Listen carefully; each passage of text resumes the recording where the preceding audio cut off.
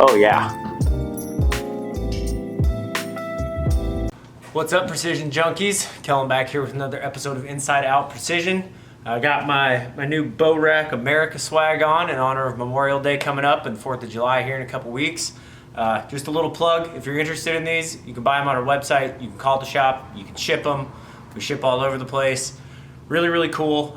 We do a veteran swag box every month. We're a big supporter of veterans here, so if you're a veteran and you're watching, thank you for your service. These will be available in the new veteran swag boxes. So you need to go to the Bow Rack Instagram page. It's just at the Bow Rack. Give us a follow, and every month we do a random drawing of the followers and of veterans and send out a swag box with one of these in it and a lot of other stuff. So now that I got that little plug out of the way, today we're going to be talking about quivers, both hunting and target quivers.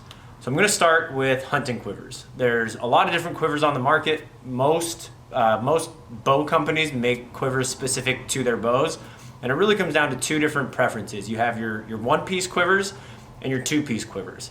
Now, a one-piece quiver, generally you can remove on and off the bow.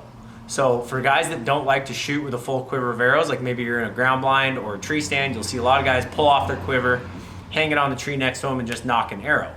A lot of guys don't practice throughout the year with a quiver on their bow, so when they throw 5 or 6 arrows in there and the quiver, it completely changes the balance of their bow, and they don't really like the way it feels. So I have my personal favorite one-piece quiver, at least an aftermarket quiver, so it's the Tight Spot. So this is the Tight Spot. It's made by Tight Spot Archery. It's got a mounting bracket that's going to go on your sight here, and then it's got a really easy, just quick release that pulls right off. So it's quiet, it's incredibly light. This is all carbon fiber construction, and probably the coolest feature of this, aside from being able to adjust this up and down, in and out, I can actually tilt it if I need to. If my rest is getting in the way, I can tilt this so these bars don't hit the rest. But the coolest feature is the plungers here. So each one of these plungers actually has a screw, or there's a plunger in between each arrow holder with a screw in it. So over time, even if I don't change the diameter of the arrow that I'm shooting, over time, pulling arrows in and out, in and out, in and out, you've probably had your arrow holder portion of the quiver get loose. Well, with these little plungers, I can just tighten that screw down and it pushes the holder together. So I will never have a holder here that's loose. My arrows are always going to be held tight. I can go from a gold tip to a 4mm shaft, and I can adjust these so that they're tight. So that's probably my favorite feature of this. On top of that, they're lifetime warranty. If anything ever happens, they take really good care of you. I've thrown my bow around pretty good, and I have yet to break one of these. It's by far our best-selling quiver at the shop here. There are some other good one-piece quivers out there, but none of them will hold it as tight to the bow as this one will. So I actually have my bow here. I got a couple arrows in there.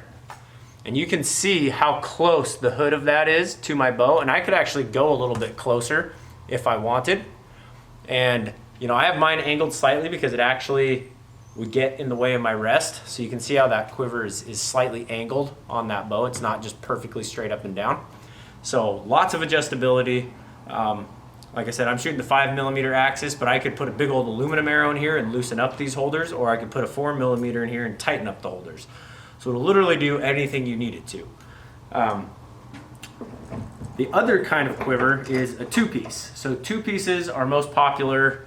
They were the most popular for a long, long time. So this is a Matthews specific one. This is the new Matthews Q Lite, and it's an incredibly light quiver. I mean, it's definitely the lightest quiver in the shop, even lighter than like the Hoyt Carbon Solos. But it's specific to Matthews. So you can't put this on a Hoyt, you can't put this on a Jennings, you can't put this on a PSE. This is specific to Matthews, and most companies will make a quiver specific to their bows. So I actually have one of these on a Vertex here, and you can see here how close, just like that Tight Spot, how close it holds it to the limb here. That's even tighter than I have it on my Tight Spot. So with when you get the quiver close to the bow like that, it doesn't make that bow want to tip to that side at full draw as bad. This is a 6 arrow. It doesn't have an adjustable holder, and you can't move it up and down or anything, but it's in a good position. It's not It's not so low that my arrows are hanging way down below my cam and I'm getting mud in my nocks every time I set my bow down. And it's not so high that I get a real top heavy feeling on the bow. So, you know, if you're shooting a Matthews and you want a 2-piece, I would totally look at this one. They're, you know, relatively expensive. You're in that like $179 for this, but almost all carbon quivers are going to be that way. The tight spot's actually the exception. It's only like $145 is what it retails for. And it's a great quiver. So there's a lot of different 2-pieces out there. Like I said, they're usually going to be specific to the bow you have because the bolt pattern and the mounting holes that you have here are usually bow specific. So that's something to keep in mind. So those are the 2 most popular hunting quivers.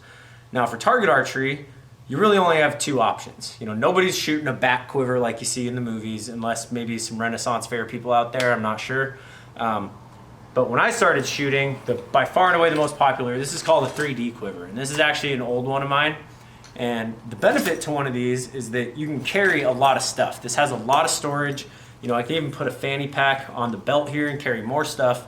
So for guys that are shooting 3D, you know, you're carrying extra nocks, extra pins, extra points, an arrow puller, scorecards, lens cleaners, you know, if you're doing the Gnome Pro stuff, range finders, like there's all manner of stuff that you're going to carry. So this has a lot of storage, which is nice. The problem with that is the more stuff you carry, the heavier and heavier this thing gets. The other thing that I really don't like about this is that when I put it on, it sticks way out in front of me like this. You can see from the profile here how far out this thing sticks. Now, outdoor, you know, at a 3D shoot, not that huge of a deal. There's usually only 1 or 2 people shooting at a time. You know, you're spaced out. Indoors, this thing is a pain in the butt, or even at like a USA archery event, like a FIDA event. Especially being a left-handed shooter, because usually I'm facing a right-handed shooter. So if I'm standing, you know, we each have 24 inches. If my quiver is sticking 18 inches out past, you know, my lane, A, I'm crowding the person behind me because I'm backed all the way up against them, so these don't hit them. And B, like I said, this is sticking way out. So if they have a quiver like this as well, our arrows are touching, and trust me, there's nothing more frustrating than when you get full draw and the person next to you bumps you. And it never fails that it's on a shot that you know is going to be in the middle. So, you know, while I'm not saying this is a bad quiver or a bad option, I pretty much just use this as arrow storage now because I've got way too many arrows. I'm an arrow hoarder. So I've just got kind of indoor, old outdoor, new outdoor arrows in there. But I kind of just store my arrows here at the shop in those so that they're not out on the range. Now, my favorite kind of quiver for outdoor is what they call a field quiver. So this one is actually still going to go on my left side, but let me get some arrows in here. When I put arrows in here, you can see they stay in line with my body here. So they're not going to get in the way of my arm at all. Move that. They're not going to get in the way of my arm at all. But when I'm standing here, you know, they're not poking anybody. If my arrows are hitting them, I'm literally leaning up against them. The other thing that's nice is when I'm walking, this thing isn't just clanking into my leg constantly, making a bunch of racket and being annoying. It stays pretty tight. In fact, some of them even have a little elastic band that can go around your leg, so they stay really tight to your leg. Now, you're not going to be carrying as much stuff in here, but you still have room for an extra pack of nocks, a couple extra points, some super glue, you know, basic archery repair stuff, a little bit of serving, dilute material, whatever it is you want to carry with you. You've got that. Now, both these quivers I just showed you are made by Easton. That's just what we carry. There are a lot of really good quivers out there. You can get really cool custom leather ones if you want to drop a little extra dough. You know, these are really affordable. We sell them for 69 bucks. The 3D quiver is a little bit more. I think they're like 72, but pretty comparable. You know, I just run a belt through here that's pretty much always on there. And I have one of these. It's just at home right now. And it's by far and away my most, my favorite quiver. You go to a lot of these shoots, 99% of people who are, compete regularly are going to be using one of these.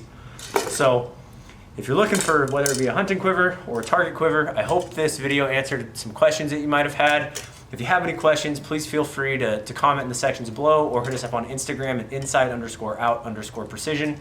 I generally see the Instagram messages more frequently than I see the YouTube ones. I'm not sure why that is. They just come through my phone sooner. So if you have a pressing question, hit me up on Instagram. Other than that, you know, until next time, just keep it in the middle. If you're going out hunting, I know hunting season's coming up. There's a lot of stuff coming on, so happy hunting. And remember, precision is a decision.